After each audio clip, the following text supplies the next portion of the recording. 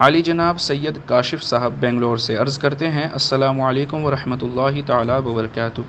حضرت کی بارگاہ میں سوال عرض یہ ہے کہ جو امام صاحب گوشت کے مسئلے میں تحقیق کیے بغیر کہیں سے بھی گوشت خرید لیتے ہیں، اور مجھے پتہ ہے کہ وہ جہاں سے گوشت خرید رہے ہیں وہ صلح کلی ہے، تو ایسے امام کے پیچھے نماز پڑھنا کیسا ہے؟ جواب عنایت فرمائیں۔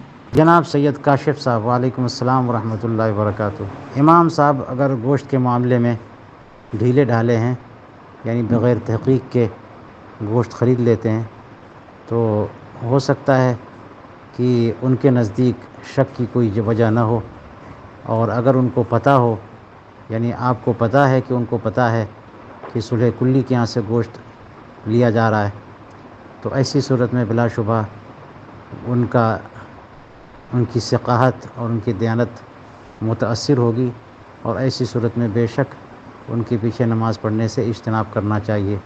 لیکن اگر ایسی بات نہ ہو تو یہ تعویل کی جا سکتی ہے کہ ہو سکتا ہے امام صاحب کو خبر نہ ہو، امام صاحب کو اطلاع نہ ہو، اور یہ بھی ہو سکتا ہے کہ امام صاحب نے ان کو شک نہ ہو، کہ کبھی کبھی شک کا کوئی سبب نہ ہو، اس وجہ سے لوگ تحقیق نہیں کرتے، تو اس میں کوئی حرج بھی نہیں ہے۔